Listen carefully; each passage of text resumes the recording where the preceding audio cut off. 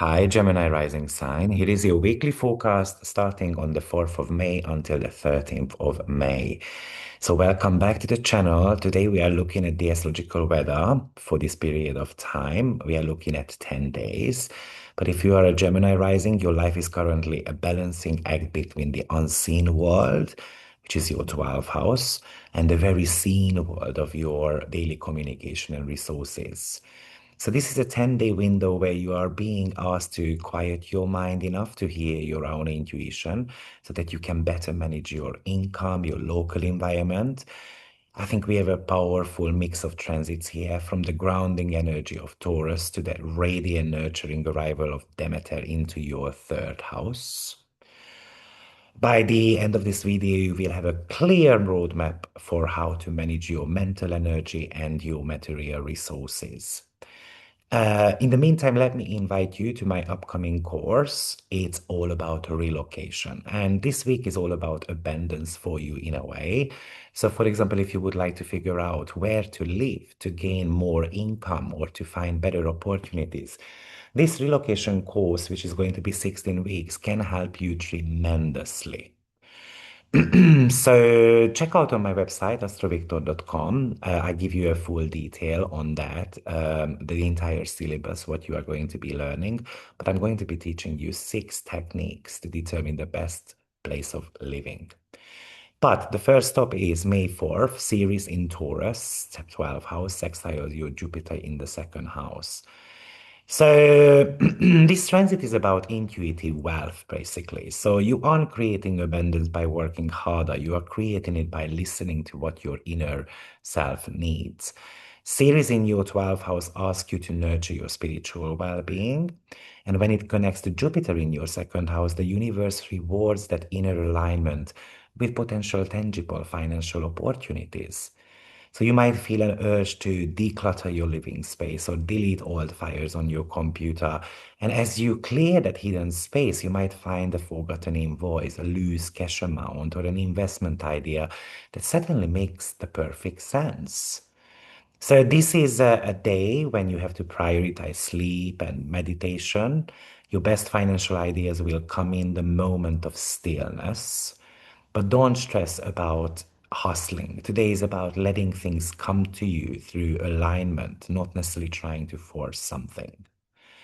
Now, Mercury in also 12th house, squaring Pluto, Juno in Aquarius. Now, this is where things get intense a little bit. Mercury in your 12th house of secrets, squaring Pluto and Juno in your ninth house of higher learning and philosophy. So you might feel a clash between what you know to be true internally and that rigid intellectual and dogmatic views of groups, friends, institutions, or even a partner. So you are being challenged to defend your hidden wisdom against someone else's loud theories. I think you might be in a disagreement regarding a contract, a legal issue, or even a travel plan. Someone is pushing a fixed way of doing things, and you feel your intuition kind of screaming that isn't right. So just listen to your intuition in that sense. But of course, this could also talk to you about having to heal some parts of like the forgotten parts of your psyche, something that you haven't cared for a while. Now, you can really use the Mercury South Node trine on focusing on analytical historical facts. Be precise and kind of like surgical in your language, but also this might be talking to you about finally being like a family member who is trying to push their way of thinking onto your life. And then instead of just detaching yourself, you're going to kind of show the facts and the data. Potentially you are wrong, but it's not about getting convicted about that I'm right and someone else is not, because this can really actually, you can get sucked into this circular ideological argument. And if they aren't is listening, stop talking. But also it is asking you to be open-minded and listen to their point of view because they might have got something to present to you. Now, Mercury rules you as well. And it can feel like, because it's the ruler of your rising sign, and it's kind of like in a little bit of a prison. It might be in a mental loop right now. And maybe you don't know how to unstuck yourself from it. Now we've got Pallas Athene conjunction to Neptune in your 11th house. This is a visionary networking archetype, really.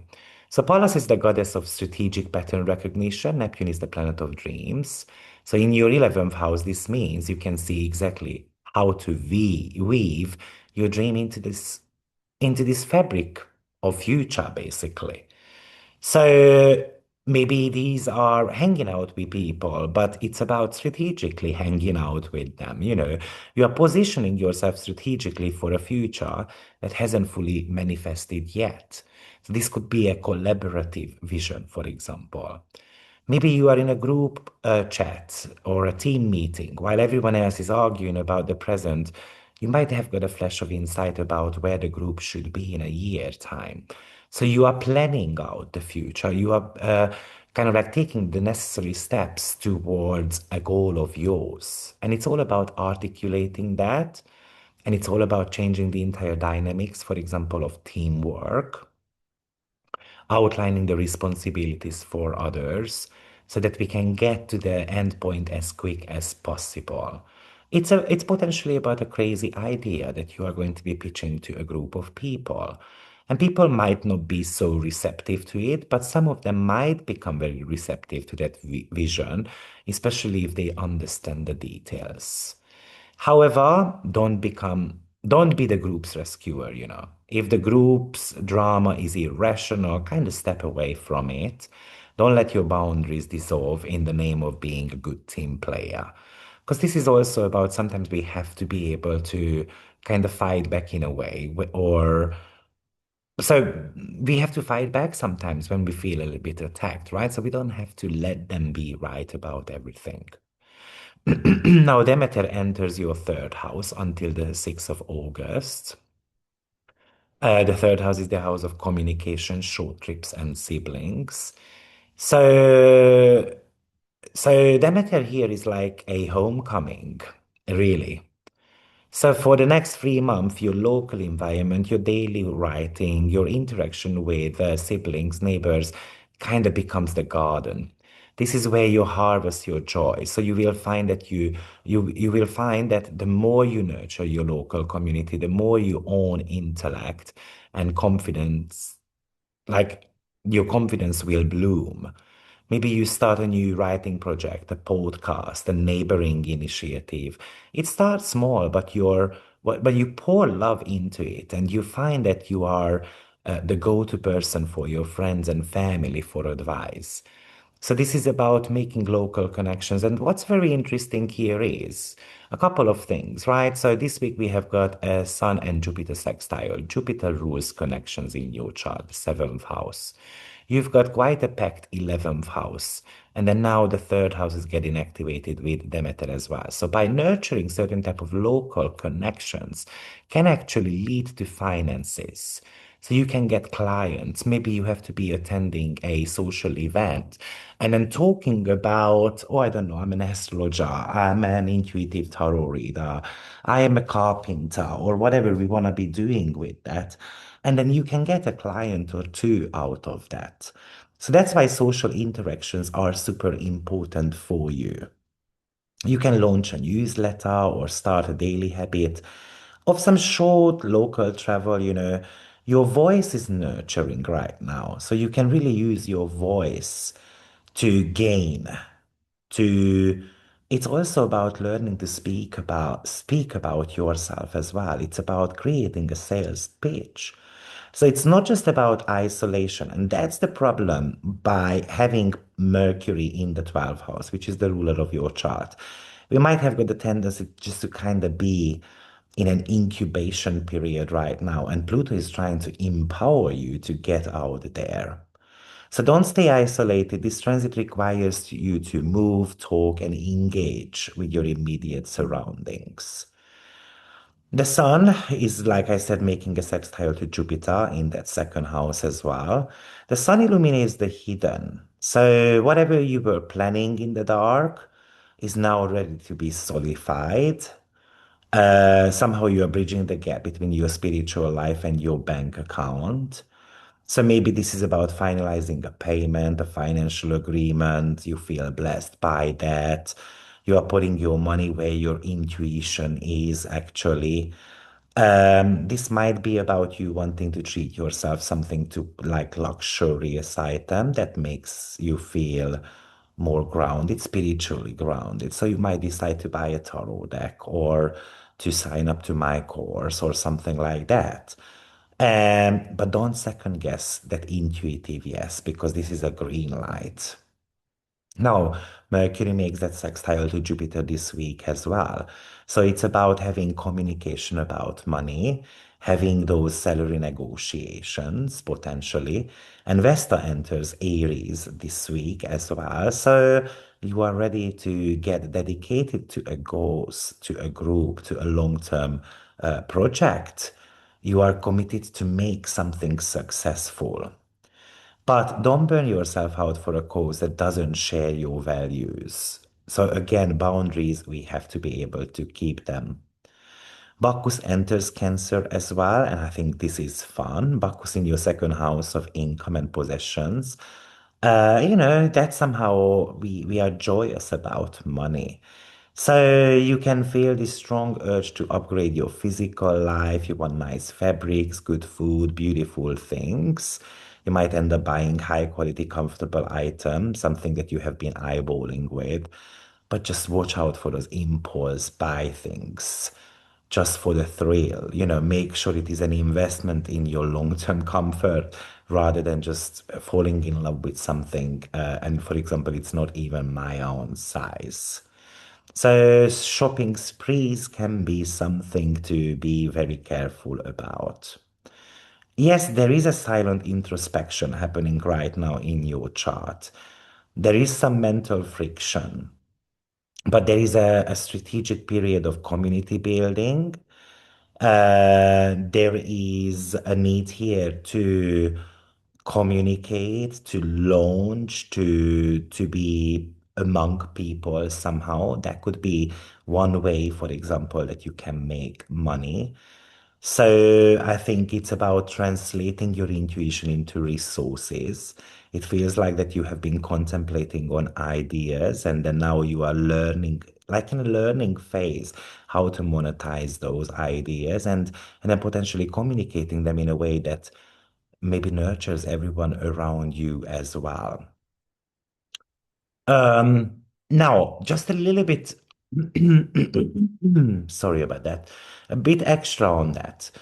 Yes, I think you have got a heavy 11th house which wants to socialize. And then the 12th house is getting heavier and heavier, which is about relaxation and creativity and a lot of spiritual work. So you're going to have to be able to balance these two out.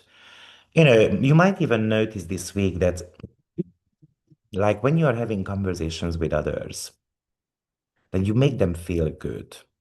Or when you speak about your own problems to others, all of a sudden that healing process started. Now, Mercury in the 12th house might want to get isolated and it doesn't want to speak about the personal problems. And it feels like that Pluto is kind of forcing you to speak up about something. Yes, maybe you need to be careful that you just give as much information as needed, but also you can pick up extra information through dreams and intuitions and body language. Well, with Taurus, especially body language. So you are reading people. It's kind of like you walk into a room and then you just feel whatever others are doing and so forth. Um, Also, there is a lot of loving and caring, a lot of affection and kindness happening right now in your chart. So either you have to be kind of like showing kindness towards others, or you are going to be shown. Um, the 11th house is all about social activities. I cannot emphasize that enough. So that could be your secret weapon here. Maybe it's about hanging out with a coworker of yours. Maybe it's about having some witty conversations with people around you. This 11th house is about popularity. So you can get admired as well. You can attract someone significant. What I also like about Mercury and Jupiter sextile is that because Jupiter rules your relationship department, Mercury is you. So it's about making some kind of like connections, kind of like secret connections. Like it doesn't mean that it's a love triangle. It can be that too. However, this could be also when, everyone is kind of quiet. We are eyeballing with each other. We like each other. There is an excitement around it, but no one said anything just yet. So these could be talking to us about feelings towards someone.